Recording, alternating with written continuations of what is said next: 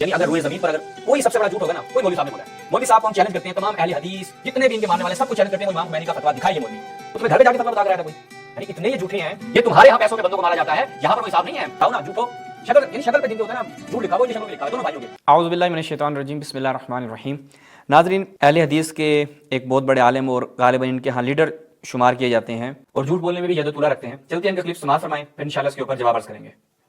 کیوں جو بنیادی طور پہ ابو کے ساتھ خمینی صاحب نے جب $5 لاکھ کا اعلان کیا تھا ان کی ہیڈ منی کا، وہ ابو جان نے کتابیں لکھی تھی، شیعہ و سنہ، شیعہ و اہل بیت، شیعہ و القرآن، شیعہ و تشیع۔ اگر آج بھی آپ پڑھیں، میں آپ کے لیے ویسے کتابوں کا تحفہ ان کے علاوہ ویسے وہ کتابیں موجود ہیں ہم دکانوں میں موجود ہیں، آج بھی آپ پڑھیں، ان میں خلاف کوئی بات نہیں، ان میں صرف یہ بتایا گیا کہ اہل تشیع کی کتابوں میں یہ لکھا ہے، اہل سنت کی کتابوں میں یہ لکھا ہے، بس۔ پھر وہ وہاں سے اعلان آتا ہے $5 لاکھ۔ اس کی وجہ آپ کو میں ایک اور حیرت انگیز بتاؤں گا، شیعہ و سنہ ایک کتاب کی وجہ سے عالم عرب میں لاکھوں کی تعداد میں جو شیعہ و سنی بھی کنورٹ ہوئے، اور پھر وہ دور تھا عراق ایران وار کا، تو صدام حسین نے ابو جان کی کتابیں بہت زیادہ پبلش کر کے فری عربی میں ڈسٹریبیوٹ بھی کی، جس سے اہل سنت کی تعداد میں یعنی شیعہ کنورٹ ہونا شروع کی۔ تو یہ تو ایک شیعہ ایران کے لیے بہت بڑی صدمے کی بات تھی، تو اس وجہ سے انہوں نے ہیڈ منی کا اعلان کیا۔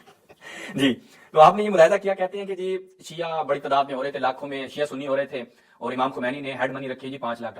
یعنی اگر روئے زمین پر اگر کوئی سب سے بڑا جھوٹ ہوگا نا، وہی مولوی صاحب نے بولا ہے۔ مولوی صاحب کو ہم چیلنج کرتے ہیں، تمام اہل حدیث جتنے بھی ان کے ماننے والے سب کو چیلنج کرتے ہیں، وہ امام خمینی کا فتویٰ دکھائے یہ مولوی، جتنی بڑی داڑھی رکھی ہوئی ہے اس سے 2 برابر اس نے کیا ہے، بڑا جھوٹ بولا ہے۔ امام خمینی کا کوئی ایسا فتویٰ روئے زمین پہ نہیں ہے، نہ ریٹن میں، نہ ویڈیو میں، نہ آڈیو میں، وہ تمہیں گھر پہ جا کے فتویٰ بتا کر آیا تھا کوئی؟ یعنی اتنے یہ جھوٹے ہیں کہ اپنے ابو کے وہ جو اس کے ساتھ واردات ہوئی ہے اس کو تھوڑا سا جناب بولڈ کرنے کے لیے، ہائی لائٹ کرنے کے لیے، کہ جس انداز سے وہ واصل جہنم ہوا اس کو ہائی لائٹ کرنے کے لیے جناب وہ امام خمینی نے اس کی ہیڈ منی رکھی تھی۔ او بھائی، تمہارے اندر تو اتنی عقل نہیں ہے، اگر جھوٹ جیسے تمہارے بڑوں نے اتنے بڑے بڑے جھوٹ بنائے لیکن ان میں عقل نہیں تھی، جھوٹ ایسے بنائے اور جھوٹ کے پاؤں نہیں ہوتے، پکڑا جاتا ہے، اور تمہارے بڑوں نے یہ کام کیا، تو لہٰذا اس بندے کو اتنی عقل نہیں تھی کہ اگر جھوٹ بنانا تو کہتا فتویٰ دیا۔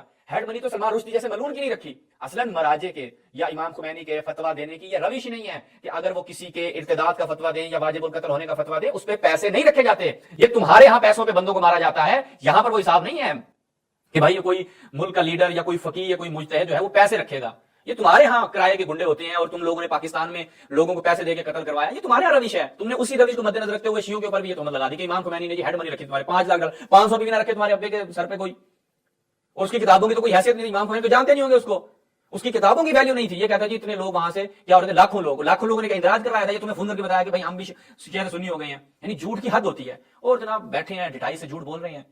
اور جہاں تک تمہارے ابا کی کتابوں کا تعلق ہے میں دکھاتا ہوں، اور ناظرین میں عام برادران اہل سنت سے عرض کروں گا کہ اس کے ابا نے جتنی بھی کتابیں لکھی جو جھوٹ کا پلندہ تھی، اس نے تو کسی کو نہیں بخشا، چاہے وہابیت ہو چاہے بریلویت ہو، سب کو رگڑ دیا بھائی۔ وہ کیسے رگڑا ہے وہ میں آپ کی خدمت میں عرض کرتا ہوں کہ اس نے بریلوی جو پاکستان میں میجورٹی میں رہتے ہیں ان کی تکفیر کی اپنی کتابوں میں، شیعہ کو ایک دفعہ سائڈ پہ رکھ دے۔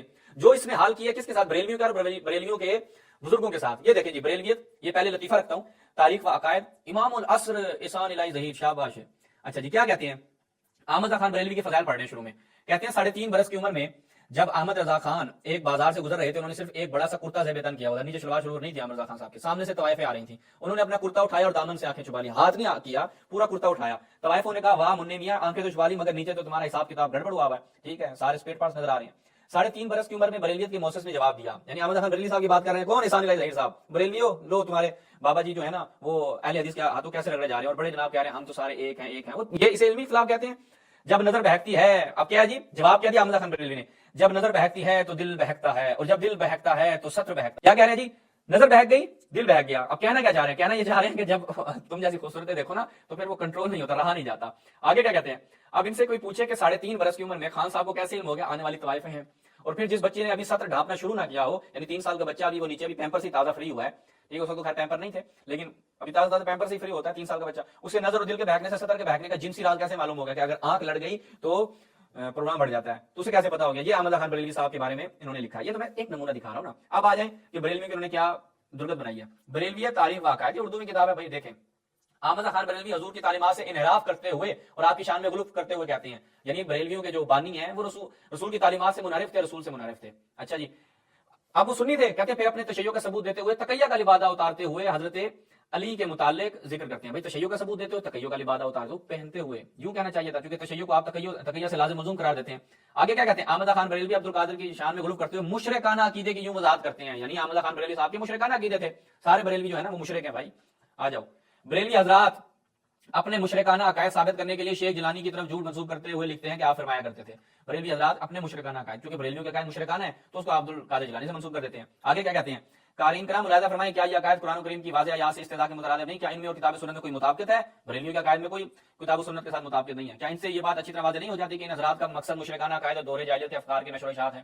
کیا مشرکین مکہ کے عقائد ان سے بدتر تھے؟ لیں جی، مشرکین مکہ کے عقائد ان سے بدتر تھے کیا؟ وہ بہتر تھے بھائی پہن بھی تم سے، بریلویوں کے عقائد بدتر ہیں مشرکین مکہ کے عقائد سے۔ آرام ہے اب، ٹھیک ہے؟ یہ بیٹھ کے جناب لوگوں کو سمجھا رہے ہیں۔ تم نے تو آپ پورے پاکستان کی تکفیر کی ہوئی ہے، تشیع اور بریلیت کو اگر نکالا جائے پیچھے تم لوگ کتنے بچ جاتے ہو؟ 2.5 کلو پرچاپر جتنے تم لوگ بچتے ہو۔ مگر بریلوی حضرات یہ دیکھیں جی، مگر بریلوی حضرات کتاب و سنت کے برعکس عقیدہ رکھتے ہیں۔ کیا کرتے ہیں جی؟ کتاب و سنت کے برعکس عقیدہ رکھتے ہیں۔ آئیں جی، اس کے بعد بریلوی حضرات کے بہت سے ایسے عقائد ہیں جن کا قرآن و حدیث سے کوئی واسطہ ناتا نہیں ہے۔ سبحان اللہ، وہ بھائی تمہارا بریلوی وہ کہتے ہیں اہل، اس کے باوجود بھی یہ لوگ خود کو اہل سنت کہلانا پسند کرتے ہیں، اس میں ذرا سے ہچکچاہٹ محسوس نہیں کرتے، یعنی بریلوی سنی نہیں ہے، خود کو اہل سنت نہیں کہنا چاہیے۔ ثابت ہوا یہ عقیدہ رکھنا کوئی بشر رسول نہیں ہو سکتا، عقیدہ کفار تھا، یعنی رسول کے مطابق جو بریلویوں کا عقیدہ ہے یہ کفار کا عقیدہ تھا۔ ٹھیک ہے جی، بریلوی حضرات انبیاء رسول کی نبوت اور رسالت کا انکار تو نہ کر سکے مگر انہوں نے کفار و مشرکین کی تقلید میں ان کی بشریت کا انکار کر دیا، یعنی بریلوی کفار و مشرکین کی تقلید کرتے ہیں۔ صحیح ہے جی۔ دراصل بریلویت مجموعہ جہالت ہونے کے ساتھ ساتھ تشیع اور باطنی مذاہب سے متاثر نظر آتی ہے۔ بریلویوں تگڑے ہو جاؤ، ٹھیک ہے؟ تمہاری بابے اور تمہاری کیا درگت بنائی ہے اس احسان اللہ ظہیر نے۔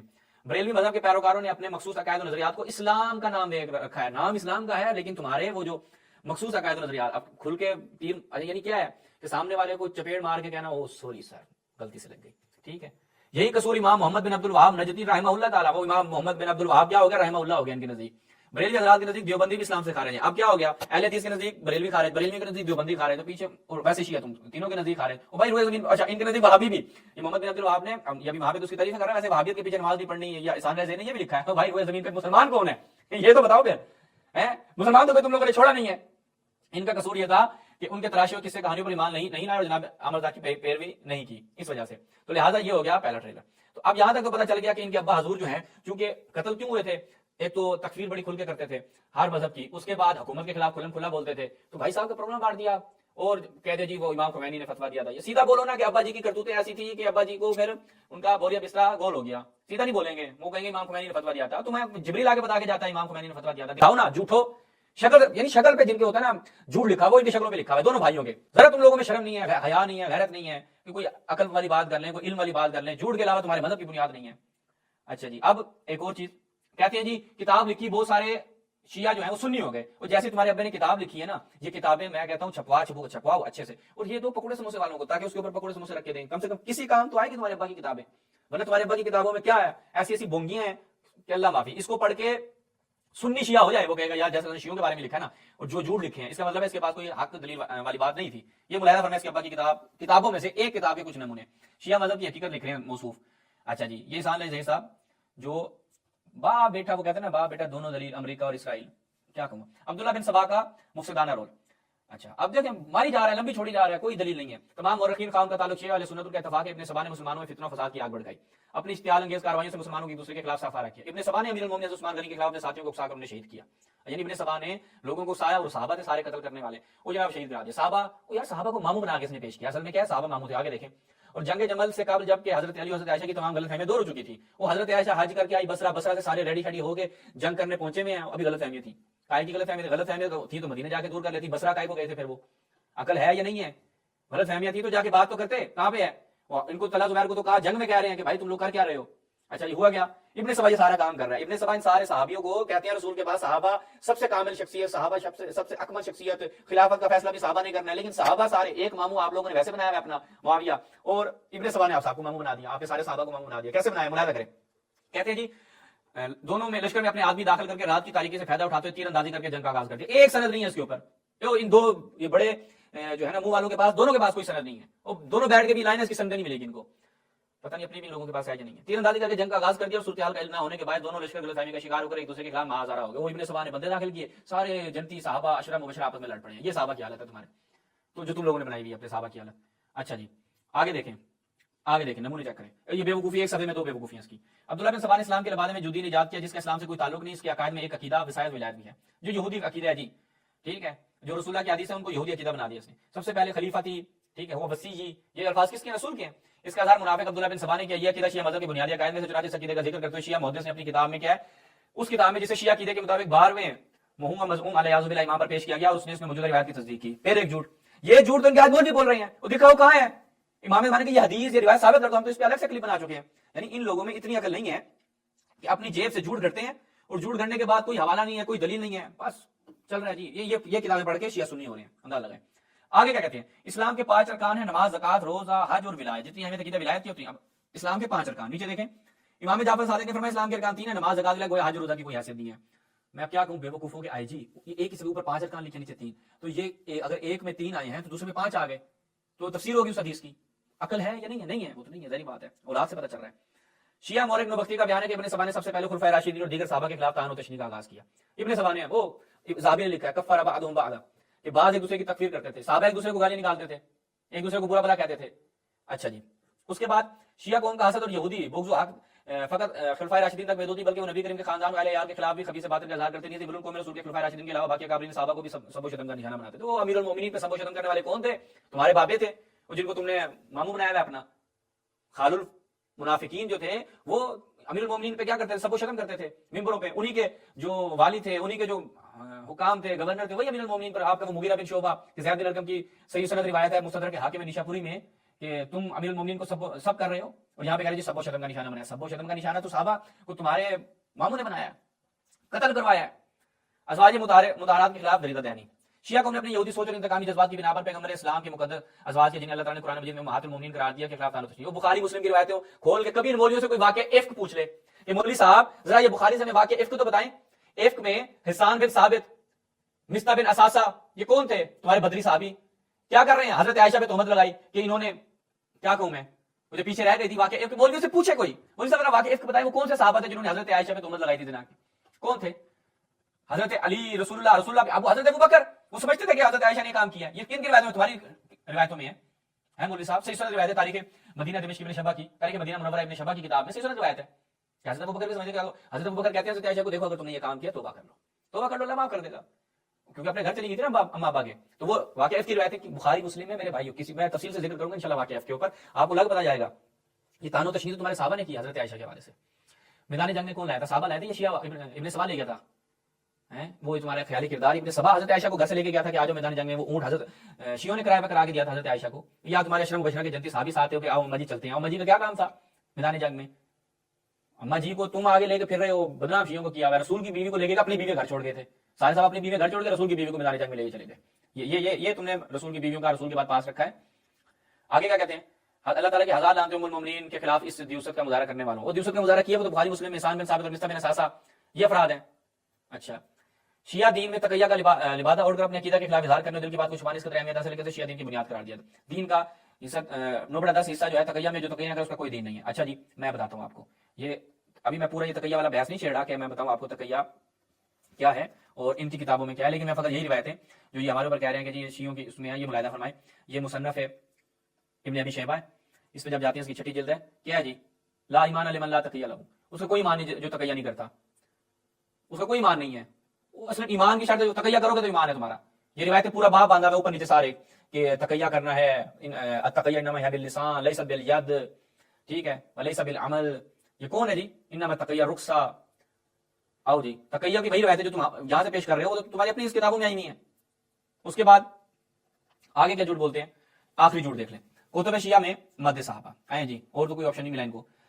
मशहूर शिया अली बिन ईसा इरबिली अपनी किताब का शोरगुमा लिखते हैं, इमाम बाकी ने तलवार के दस्ते को मुज़य्यन और रास्ता करने की बाबत दरियाफ्त किया तो आपने फरमाया जायज़ है। अबू बकर ने अपनी तलवार के दस्ते को चांदी से रास्ता किया।